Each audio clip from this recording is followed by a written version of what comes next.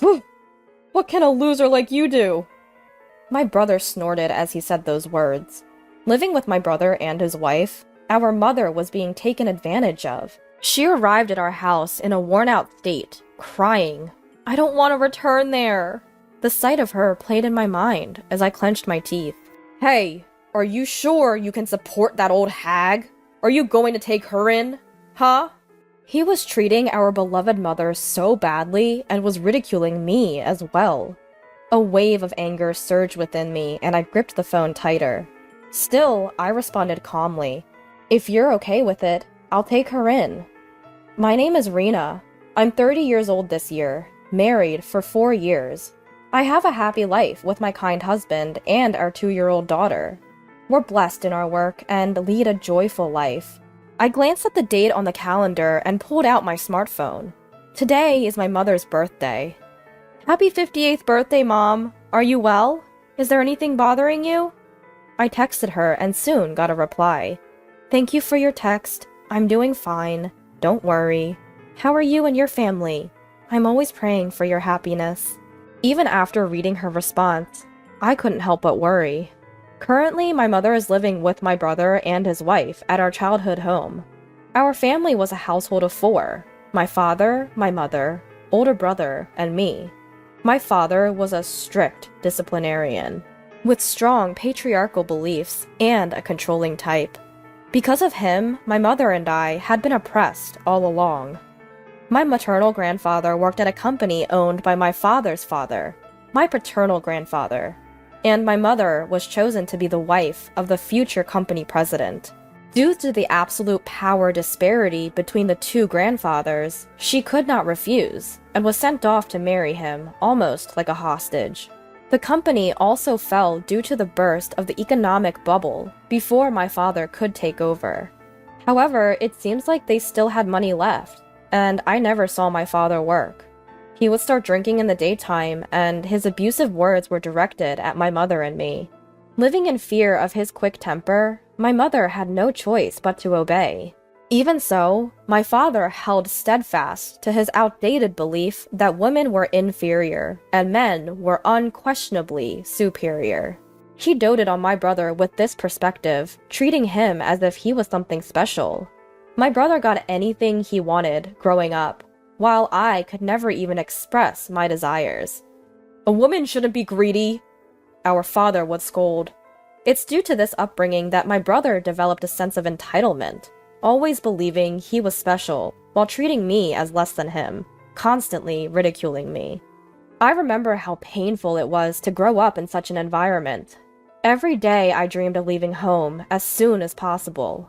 Despite my excellent grades, my brother, who performed poorly in school, was allowed to go to expensive private high school and college, while I was not even permitted by our father to attend high school. "Women don't need education. It's a waste. You should either get married soon or start working at a minimum wage job," he would say dismissively. I remember the time when my brother told me, "You're a dumb girl who's a failure. It's a waste for you to go to high school." And I cried in frustration at the utter unfairness of it all. In the end, my mother secretly arranged for me to attend a boarding high school. Despite the tough home environment, my mother was always on my side. "Rena, it's okay. You can escape from here. You will surely find happiness." I remember my mother saying these words before I went off to high school. I graduated from university using scholarships and money I earned myself. Since high school, I've barely returned home. I didn't attend my brother's wedding, and I didn't tell them when I got married. But I kept in touch with my mother, and occasionally met up with her. It's not an overstatement to say that I owe who I am today to my mother, a presence of utmost importance in my life. She was a gentle soul who may have been weak-minded, but loved me with all her heart. I always wished happiness for her. I remember when our father died from years of poor lifestyle habits. I didn't attend the funeral, but I received shocking news from my mother. On his deathbed, my father told my brother and his wife to move back home and live with our mother. Since then, my brother and his wife have been living with my mother. I wanted to protest, but my mother said it was okay, so I didn't say anything more. Instead, I kept in touch with her like this. Still, it was my brother. Would he take care of my mother properly? Was my mother truly okay? I always had a feeling of unease. After a while, my fears proved right. One night, the intercom of our apartment rang unexpectedly. When I answered, my mother stood there, dressed ragged. Despite it being late fall, she wore a thin, old, short-sleeved shirt and a skirt so worn out I couldn't tell when she had gotten it. Her hair was disheveled, her cheeks hollow, her eyes sunken, and she was trembling uncontrollably. I was taken aback by her appearance and raised my voice. "Mom? What on earth happened to you?" "Rena, I'm sorry to just show up like this," she uttered in a voice so weak it could disappear, as tears streamed down her face. I welcomed her in, and my husband quickly prepared a warm drink and a blanket. Once she had settled down, Mom began to speak in a halting voice. Soon, after she had started living with my brother and his wife Nicole, it seems they had been treating her like a maid. Not only had they forced her to do all the housework, but if she didn't do it to their satisfaction, my brother would scorn her, calling her useless and a nuisance, threatening to throw her out. Nicole was calling my mom an old hag. She even sold my mom's few precious jewelry pieces and clothes. And then they'd gone about spreading false rumors that my mom was a troublesome mother-in-law. Mom had lost weight rapidly, and when she fell ill and bedridden, she was roused and forced to do household chores again. Seeing my mom talk through her tears, my heart ached unbearably. "Mom, why didn't you tell me you were suffering so much?" "Rena, I've put you through hardship since you were a child. I didn't want to burden you any further. I thought if I could just bear it," my mom said, her voice trembling. Then an email came in. "Oh, it's from Nicole." "Where are you? You didn't do the laundry and there's no food. Do you want your things to be sold again?" The email made her hands shake. "I'm sorry, Rena. I don't want to go back to that house." Upon hearing my mother's words, I pulled out my smartphone without saying a word. I dialed the number my mother gave me. After the dial tone, my brother picked up. "Who's this?" In response to his gruff voice, I answered, "This is Rena. Mom's here with me." "Oh, it's you. That old hag, leaving without doing the chores. So she was with you. Tell her to come back immediately." "It seems you've been treating Mom quite badly. I've heard everything." My voice was trembling with anger, but my brother just snorted and replied, "Ha! What about it? What can a dimwit like you do?" "What? You've been overworking Mom to the point of sickness, and you think that's okay? I won't let her live with you any longer." "Hey, do you think you can afford to support that old hag? She's been a housewife all her life, can't do anything, and has no money. Are you going to take her in?" "What? No more old hag! She was so handy as a housekeeper!" A voice that sounded like his wife came from afar. "They've been treating my dear mother so poorly, and even making fun of me. I can't stand it." I felt a surge of rage towards my brother and his wife, and my grip on the phone tightened. Still, I said calmly, "If you say so, brother, then I will take Mom in." "Huh? Well, if you're going to take her, that's fine. It'll clear out some space in the house, and I'll be relieved." "Understood. Mom will be living with me, so don't contact us anymore." I hung up the phone. "Rena, I'll take good care of your mother too," my husband said, taking my hand. Our daughter cheerfully climbed onto my mother's lap, calling her grandma, and my mother hugged her and cried. Half a year later, our doorbell was rung repeatedly. When I looked out, my angry brother was there. Next to him was a grumpy woman with a flamboyant outfit, probably his wife, Nicole. "What do you want? How did you find out where we live?" "We looked it up. Just open up. There's something we want to ask you." My husband and mother were by my side.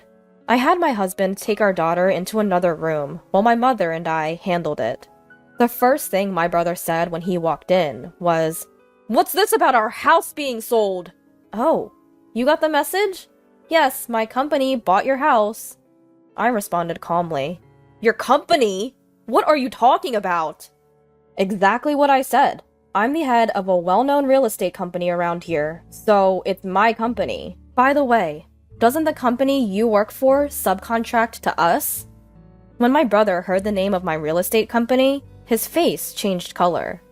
That's ridiculous! You, a dropout and a loser, working at that real estate company? And you're the head? That's impossible. If you're suspicious, why don't you make a phone call or something to verify? But please, don't cause any inconvenience to the company. I showed him my business card. As soon as he saw the card, my brother fell silent. His face flushed red. Indeed, after graduating from university, I had worked hard and been hired by a major real estate company. Later, I was headhunted as an executive for a newly established company, Company A. For your information, I met my husband at work, and we got married. He's what you would call a landowner, so I think we're considerably wealthier than you. There's no reason for you to call me a dropout or a loser. I could easily support Mom, you know. My brother, wide-eyed and gritting his teeth, didn't respond. His wife's face expressed shock. Damn it! Okay. What about our family home? What do you mean you sold it? My brother nearly foamed at the mouth as he yelled. My mother, who had remained silent until now, finally spoke up. You may not have known, but after your father passed away, the house was transferred to my name. So I sold the house and land to Rena's company, using my rights. So you should leave as soon as possible. What? What? What are you talking about, old woman? Wait, what's going on? You said that as the oldest son, the house was yours, didn't you? My brother and his wife were in a panic, their complexions changing rapidly. What's wrong with me selling something that's in my name? Sorry to break it to you, but I've broken free from your influence. I won't live as you dictate anymore, my mother said resolutely. In response, my brother yelled at her. What the hell are you talking about, you worthless old hag? His wife joined in. That's right! You've never worked a day in your life, just being supported by others. What are you talking about? Mom works hard. She's the manager of an apartment building that my husband and I own. She's very friendly, always keeps the place clean, and is loved by the residents. And she gets paid for it too. I replied firmly. Upon hearing this, my brother, who had been standing until then, fell silent and slumped into a chair. Next to him, Nicole whispered something in his ear. Knowing my prideful brother, he must have been crushed by the unexpected defeat at the hands of his sister and the rejection from his mother. If there's nothing else, you can leave now. I don't want to be involved with you. At my words, my brother lifted his head. His face, previously filled with rage, now showed a fawning, grinning expression. All right. But listen, you're rich now, right? Then give me some money. I recently lost my job, you see. I'm having money troubles. What? I was shocked at his audacity. Hey, Mom could give money to me too. You've got money from selling the house, right? Just think of it as helping out your adorable son, and give me some cash. Then I'll leave. Just as I was about to respond, my mother raised her voice. Enough already! Have some shame! I was taken aback to see my refined, gentle mother raising her voice like that for the first time. My brother and his wife looked stunned as well. I apologize for raising you to prey on your sister like a shameless creature, but there are things you should and shouldn't do. Don't disturb us anymore and go home. Hearing this, my brother started to tremble again. Shut up and listen, old hag. You're telling me what's what. Be prepared. I'll squeeze every dime of your inheritance from you. Nicole added, Yes, give us the money already. To these two, my mother coldly retorted, That's if there's anything left. From now on, I plan to spend all the money from the sale of the house for myself and Rena and her family. I have no intention of leaving a single penny for you two. What the hell, you old crone? I'm cutting ties with both of you. From now on, please stay away from me and Rena. Leave that house immediately. Seeing my mother like this, I was so proud of her, a desire to applaud, and I was genuinely happy. My mother, who had been oppressed and obedient to everything, was finally freed from the curse of that house. Do you understand now? Please go home, I said. rubbing my mother's trembling back. "Damn! No! We won't leave! We won't leave here until we get the money, at least!" "Yes, we'll squat in that house." My brother and his wife were still glaring at us. Then a low, calm voice echoed in the room. "What do you mean, you won't leave?" Standing there was my husband. My husband, with his gentle voice, spoke to my mother. "Mother-in-law, I'm sorry. Could you please watch our daughter? You did great. Don't worry about the rest. Everything will be fine." Hearing my husband's words, my mother said, "Thank you," and got up from her chair. Looking at my husband, my brother and his wife turned pale and their eyes widened in surprise. "What? Who are you?" "Nice to meet you. I am Rena's husband." "By the way, what were you saying to my wife and mother-in-law earlier?" My husband replied with a straight face. My brother and his wife suddenly turned docile. That's to be expected. My husband stands at a tall 6'3", has a solid build and a strong, imposing face. In fact, he even holds a black belt in judo. Despite his peaceful nature, his kindness towards me, his intellect, and his doting love for our daughter, it's no surprise that people meeting him for the first time might think he looks intimidating.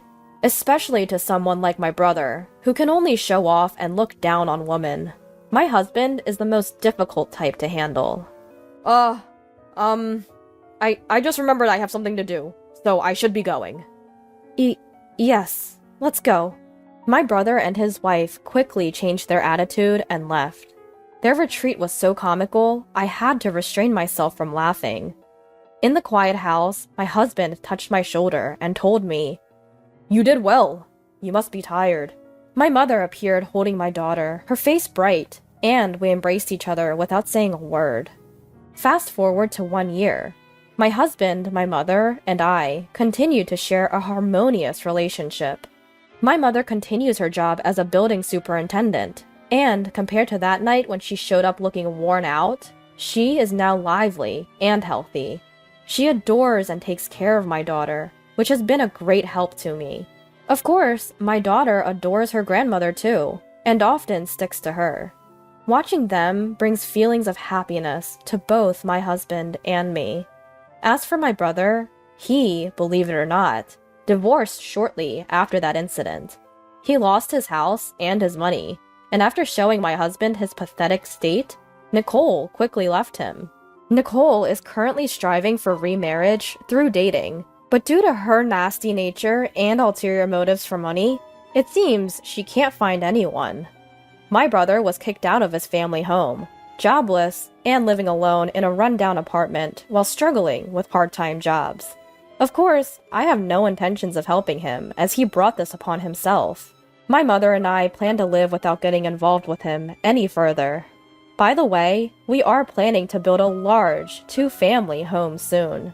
We could continue living in the condo my husband owns, but as my mother pointed out, it would become cramped as our daughter grows. "Let me use all the money from selling the house," she said, to which we gratefully accepted, despite chuckling at her enthusiasm.